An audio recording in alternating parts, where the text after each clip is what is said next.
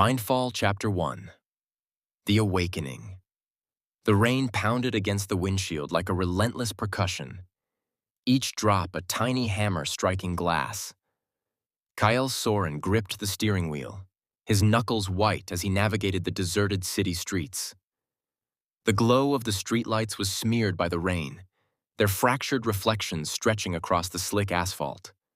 He hadn't wanted to leave the office so late, but deadlines had a way of devouring time. Now he was just a ghost in the night, trying to make it home before exhaustion claimed him. Kael was a man of patterns, a man who found solace in predictability, numbers, data, the cold certainty of logic. It was the only thing that kept his mind in check, a fragile dam holding back the chaos of a world he couldn't control. He didn't mind the loneliness that came with it. Loneliness was quiet. Loneliness didn't lie. He glanced at the clock on the dashboard. 1:47 a.m. Too late for anything good to happen. He let out a breath, his fingers loosening for a moment before tightening again as his tires hit a patch of water. The car skidded, a fleeting loss of control that made his heart jump. But he righted the wheel in time. "Get it together, Kael," he muttered to himself, his voice a low rasp in the empty car. Then it happened. The headlights caught a shadow darting into the street. A flash of movement, human-shaped and too fast to avoid. Kael's instinct screamed at him to swerve, and he yanked the wheel hard to the right. The car fishtailed, the tires screeching against the wet pavement. Time seemed to fracture, each second stretching into agonizing eternity. He felt the impact before he heard it, the sickening crunch of metal crumpling as the side of his car slammed into a lamppost. The world went dark. When Kael opened his eyes, he wasn't sure where he was. The air was thick with the smell of burnt rubber and engine oil. A sharp ache radiated through his chest, and his head throbbed in time with his heartbeat. He blinked, trying to focus, but his vision swam. Then he heard it. A voice. No, not a voice. Voices. A cacophony of whispers, murmurs, and fragmented sentences, all overlapping and jumbled together. They weren't coming from outside the car. They were coming from inside his head. "Should have stayed home. Why didn't he see me? He's going to die." Kael clutched his head, the voices drilling into his skull like needles. He groaned, trying to shut them out, but they only grew louder. "Shut up!" he shouted, his voice breaking. The effort sent a wave of pain through his ribs, and he doubled over, gasping. The whispers stopped. It was as if someone had flipped a switch. The silence was deafening, almost worse than the noise. Kael's breathing was ragged as he forced himself to sit up, his hands trembling. The windshield was a web of cracks, the lamppost looming just inches away on the other side. He fumbled with the seatbelt, his fingers clumsy and slick with sweat. When it finally came loose, he shoved the door open and stumbled out into the rain. It was cold, the kind of cold that seeped into your bones and took root. The street was empty, the only sound the rhythmic patter of rain on concrete. Kael leaned against the car, his head tilted back as he tried to catch his breath. His mind was racing, replaying the accident over and over. There had been someone in the street, hadn't there? He looked around, scanning the shadows, but there was no sign of anyone. No footsteps, no body, just the sound of his own labored breathing. "I'm losing it," he thought. "I just need to get home." But as he straightened, the whispers returned. "He can hear us." Kael froze, his heart pounding. The voice was clear, distinct, and it wasn't his own. He turned, his eyes darting to the shadows, but there was no one there. "Who's there?" he called out, his voice trembling despite himself. No answer, just the rain. The whispers faded again, leaving him alone with his thoughts, or what he hoped were his thoughts. Kael shook his head, trying to dispel the unease creeping over him.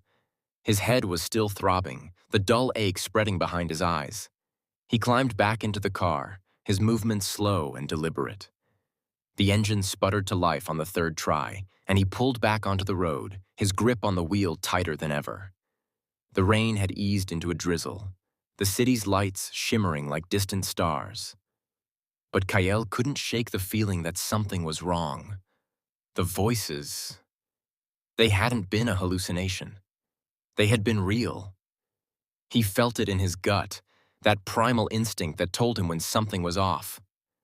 And as much as he tried to convince himself otherwise, he knew this was only the beginning. The first time it happened again, Kael was at work. He was sitting at his desk, staring at a spreadsheet that blurred before his eyes. His coworkers were a low hum in the background, their conversations blending into white noise. Kael rubbed his temples, his headache from the accident still lingering. He's going to find out. The voice cut through the noise like a knife, sharp and unmistakable. Kael's head snapped up, his eyes scanning the room. No one was looking at him. Everyone was absorbed in their screens, their conversations continuing as if nothing had happened. Just act normal.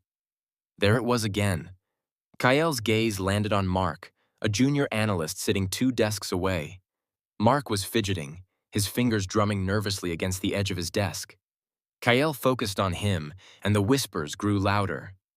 If he sees the numbers, it's over. Kael's breath caught. He didn't know how, but he knew the thoughts weren't his own. They were Mark's. He could feel it, like a thread connecting their minds. Kael's stomach churned as he stared at the man, his pulse racing. What the hell is happening to me? Mark glanced up, meeting Kael's eyes. For a moment, Kael thought he could see the panic in them, the fear of being caught. But then Mark looked away, pretending to focus on his work. Kael swallowed hard, his hands shaking as he turned back to his computer. He couldn't explain it, couldn't rationalize it, but he knew one thing for certain. He could read minds. The days that followed were a blur. Kael tested his ability in secret, experimenting with the strange and terrifying power that had taken root in his mind. At first, it was small things, listening to the thoughts of strangers on the subway, picking up fragments of conversations that never left their lips. But the more he used it, the more he realized the truth. People's minds were dark places, filled with secrets and lies they never wanted to see the light of day. Kael wasn't sure if he could live with it, but he didn't have a choice. And then, one night, he overheard something that changed everything. The man was sitting 3 tables away in a dimly lit coffee shop, his thoughts spilling out like a broken dam. Kael wasn't even trying to listen, but the words were impossible to ignore. It's all set. The explosion will cover everything. No one will see it coming. Kael's blood ran cold. He turned, his eyes locking onto the man. He looked ordinary, mid-40s, a little overweight, a coffee cup in one hand and a phone in the other. But his thoughts were anything but ordinary. Kael's heart pounded as he strained to catch more, but the man stood up, tossing a few bills onto the table before walking out the door. Kael hesitated for only a second before following him into the night, the rain beginning to fall once more. Because for the first time since the accident, Kael knew exactly what he had to do. And it terrified him. Chapter 2. The Vigilante. The rain had stopped, but the air still carried the damp chill of a city that never truly dried. Kael stood across the street from the man's apartment, his hood pulled low over his face. He didn't know what he was doing there. He wasn't a cop. He wasn't a detective. Hell, he wasn't even sure if what he had heard was real. But something deep inside him, some instinct he couldn't name, had driven him to follow the man after leaving the coffee shop. The building was unremarkable. A dull gray monolith with cracked windows and a rusted fire escape that snaked up the side like a skeletal spine. Kael's eyes were fixed on the 3rd floor, where a single light burned against the darkness. His mind buzzed with the echoes of the man's thoughts, fragments of a plan that made his stomach churn. The explosion will cover everything. Kael clenched his fists, his nails digging into his palms. He hadn't been able to get those words out of his head.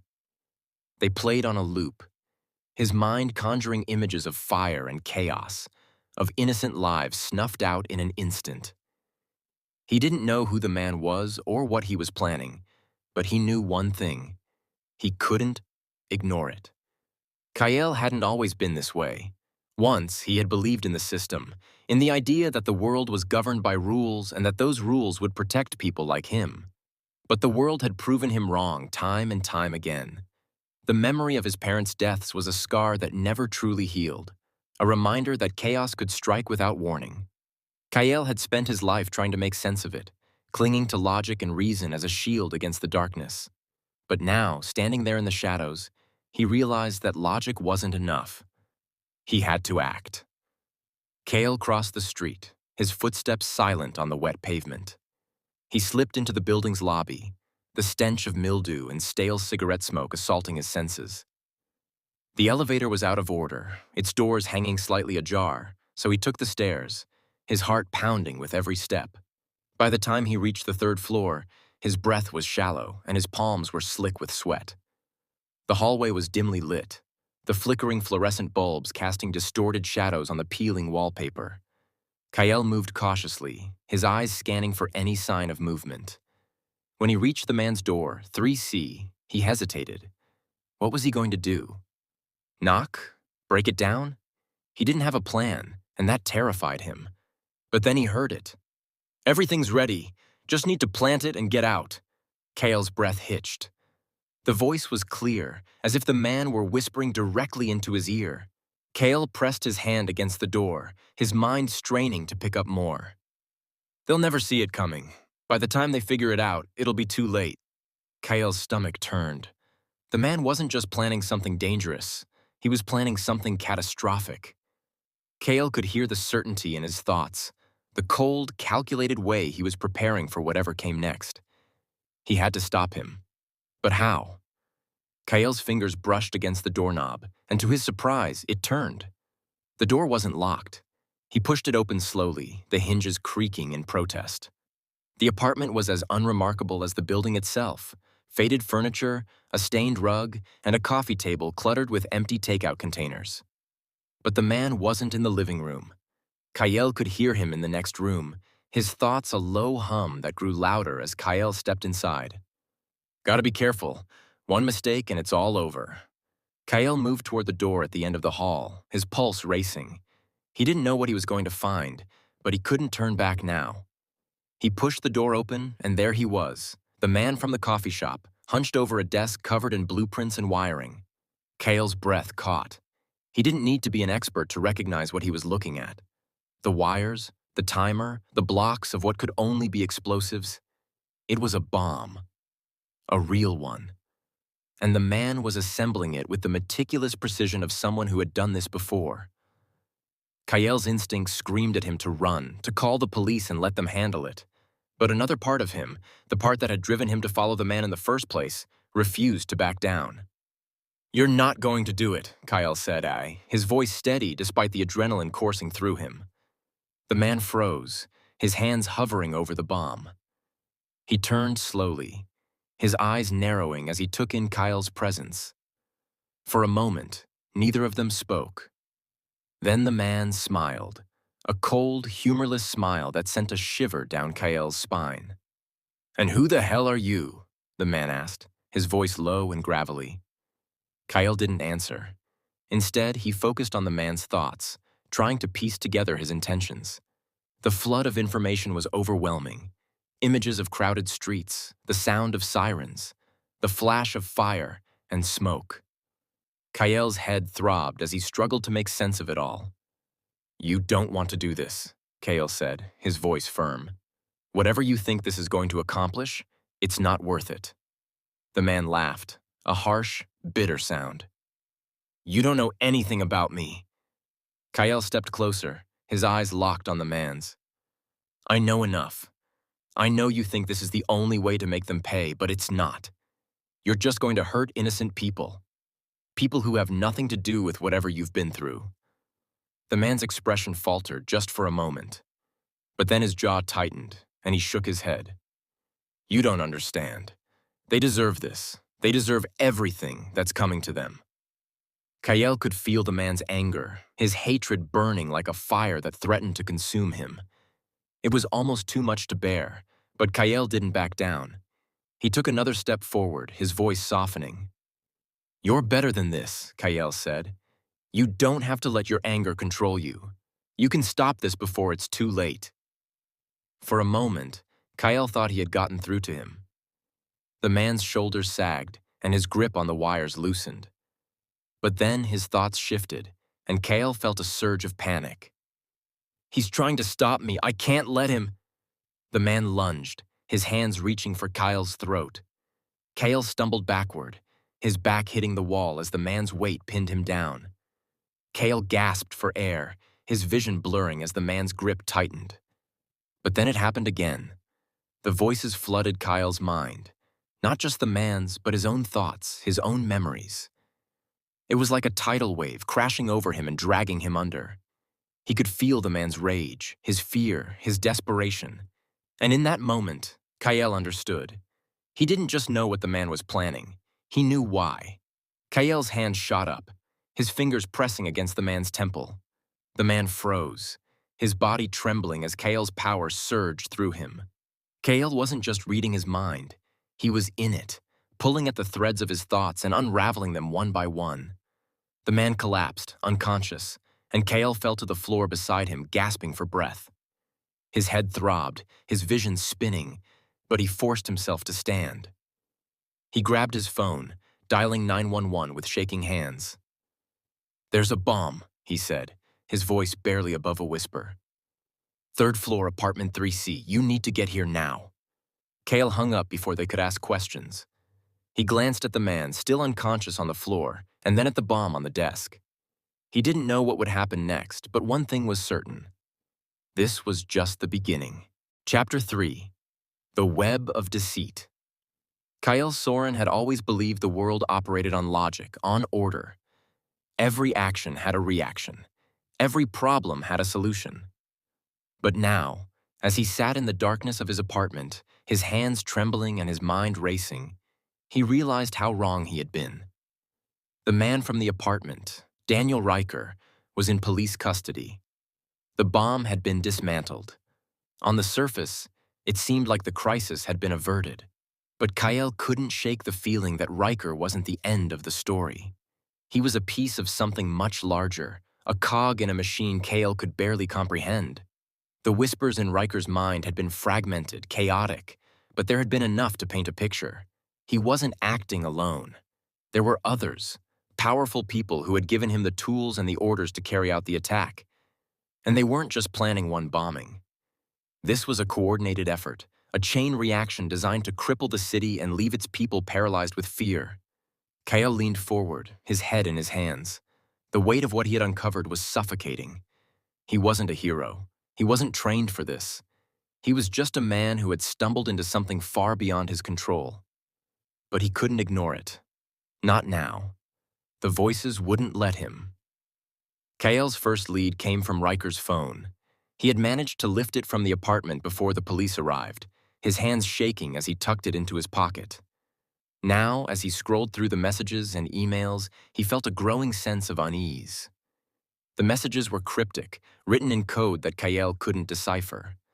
But there were names, aliases most likely, and locations scattered throughout. One name stood out: Specter. Kael stared at the word, his mind racing. It wasn't just a name. It was a signature, a ghost that seemed to haunt every message and every plan. Whoever Specter was, they were at the center of this conspiracy, and Kael was going to find them. Kael's first stop was a warehouse on the outskirts of the city. One of the messages on Riker's phone had referenced it as a drop site, and Kael figured it was as good a place as any to start. The warehouse was a hulking structure, its windows boarded up and its walls covered in graffiti.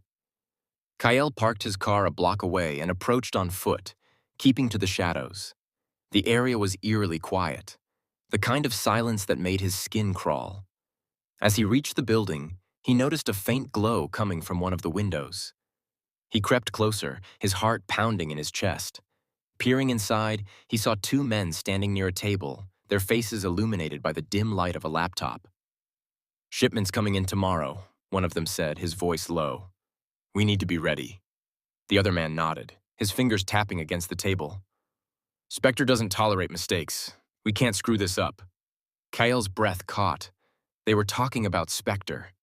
He pressed closer to the window, straining to hear more. "The other cells are in position. Riker might have screwed up, but the rest of us won't. By the time they figure out what's happening, it'll be too late. Kael's mind raced. Riker had been just one of many. This wasn't just a single plot. It was a network of operations, each one designed to strike in unison. He had to get inside. Kael slipped through a side door, his movements careful and deliberate. The whispers in his head were growing louder, a chaotic symphony of thoughts that threatened to overwhelm him.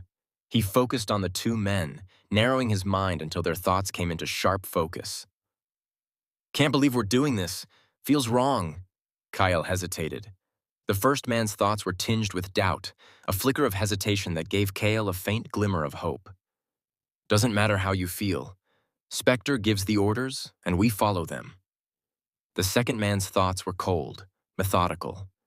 He believed in what they were doing. Or at least, he believed in Specter. Kael stepped closer, his heart pounding. He couldn't let them leave. They were his only link to Specter, his only chance to stop whatever was coming. "Don't move," Kael said, his voice steady despite the fear coursing through him. The men turned, their eyes widening as they saw him. For a moment, no one moved. Then the second man lunged, his hand reaching for something on the table. Kael reacted instinctively. He focused on the man's mind, pushing against the walls of his thoughts until he found what he was looking for. The man froze, his eyes glazing over as Kael forced his will into the man's consciousness. "Stop," Kael said, his voice firm. The man's hand dropped to his side, his body trembling as he struggled against Kael's control. The first man stared in shock, his mouth opening and closing like a fish out of water. "What the hell are you?" he whispered. Kael ignored him, his focus still on the second man. "Who is Specter?" he demanded. The man's thoughts were a whirlwind of fear and confusion, but Kael pushed deeper, searching for answers. "Specter is everywhere. You can't stop him." Kael clenched his fists, his frustration mounting. "Where is he?" The man's thoughts shifted, and Kael caught a glimpse of an address, an abandoned office building in the heart of the city. Before Kael could press further, the first man moved. Kael barely had time to react as the man lunged at him, a knife glinting in his hand. Kael twisted out of the way, the blade slicing through the air inches from his face. He didn't have time for this. Kael focused on the man's mind, the whispers in his head rising to a deafening roar. The man dropped the knife, his hands clutching his head as he screamed in agony. Kael didn't wait. He turned and ran, his breath coming in ragged gasps as he fled the warehouse. He didn't stop until he reached his car, his hands shaking as he fumbled with the keys. As he drove away, his mind was a storm of thoughts and emotions. He had the address, he had a lead, but he also had more questions than answers. Who was Specter? Why were they orchestrating these attacks? And what would Kael have to sacrifice to stop them? Kael parked a block away from the office building, his eyes scanning the area for any signs of activity. The building was dark, its windows shattered and its walls covered in ivy. It looked abandoned, but Kael knew better. He slipped inside, his footsteps echoing in the empty halls. The whispers in his head were quieter now, a faint hum that made the silence all the more unsettling. As he reached the top floor, he saw a figure standing by the window. They were tall and lean, their face obscured by the shadows. "You've been busy," the figure said, their voice calm and measured. Kael's blood ran cold. They knew. The figure turned, their face coming into the light. Kael's breath caught as he took in the sharp features, the piercing eyes that seemed to see right through him. "I've been watching you, Kael Soren," the figure said, a faint smile playing at their lips. "And I have to say, I'm impressed." Kael's mind raced, the whispers in his head growing louder. He had found Specter. But now, he realized, Specter had found him too. Chapter 4: The Final Reckoning. Kael Soren stood frozen at the threshold of the abandoned office building's top floor. The air was thick with tension, the kind of tension that made the hairs on his neck stand on end. Before him stood Specter, the ghost who had haunted every lead, every whispered thought he had uncovered in the days since his awakening. Only they weren't a ghost. They were flesh and blood, a person with sharp features and a predatory air, their piercing eyes locking on Kael with unsettling calm. "I've been watching you," Specter said, their voice smooth and measured, like the blade of a scalpel. "You're not as invisible as you think, Kael, but you are intriguing."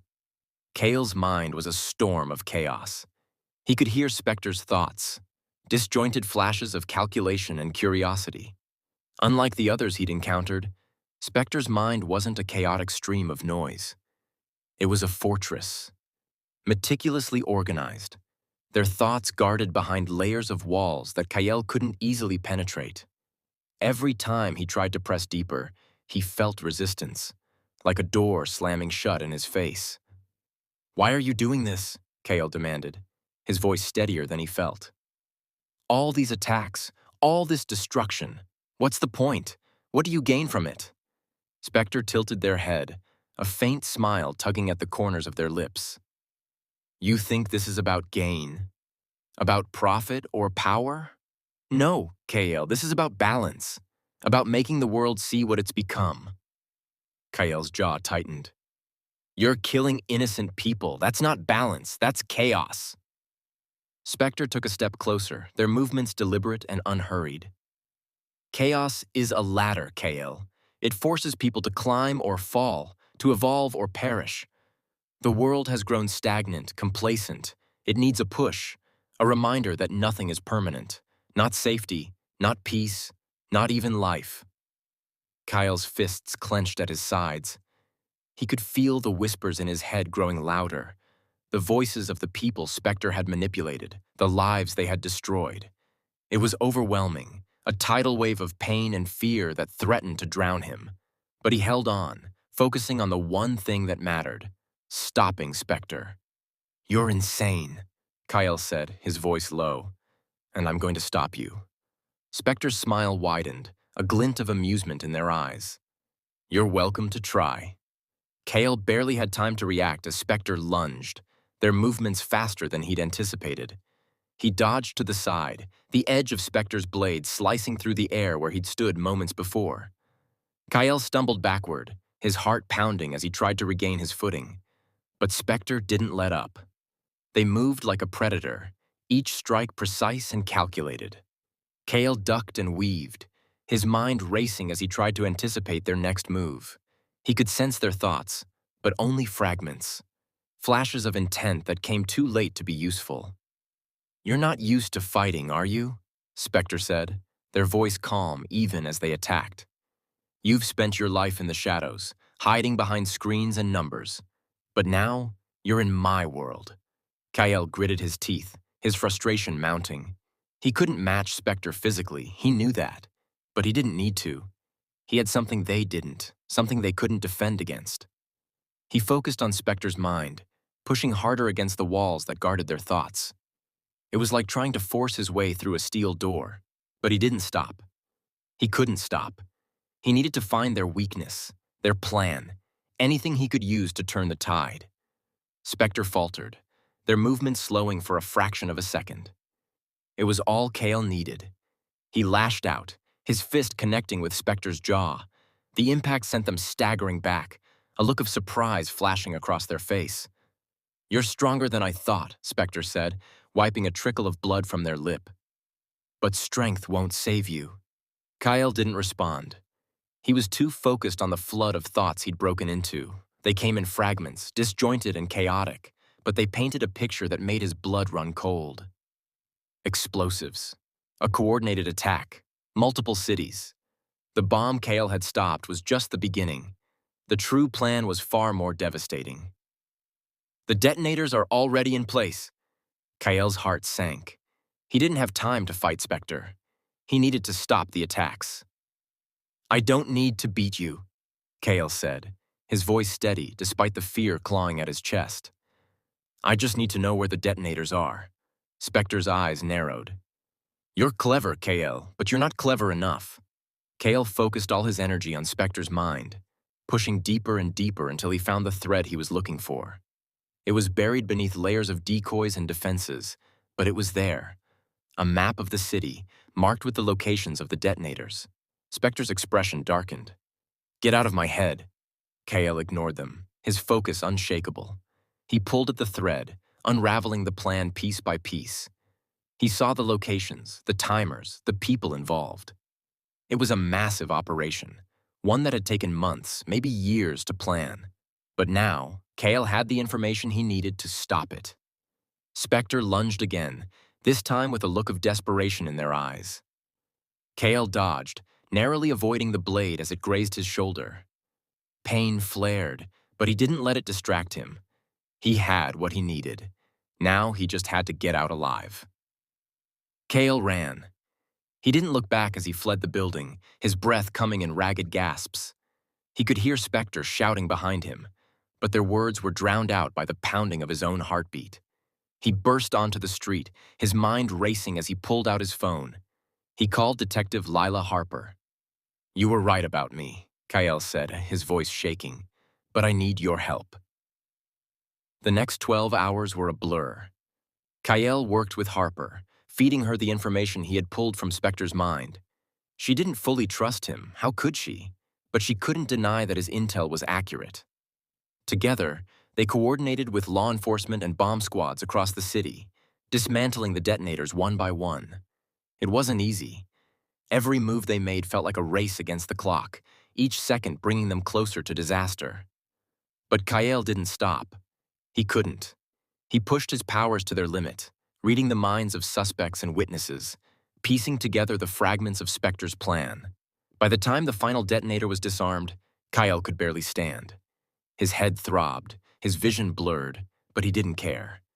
The city was safe. The people were safe. Specter wasn't caught. Kael knew they wouldn't be. Someone like Specter didn't just disappear. They faded into the background, regrouping and waiting for their next move.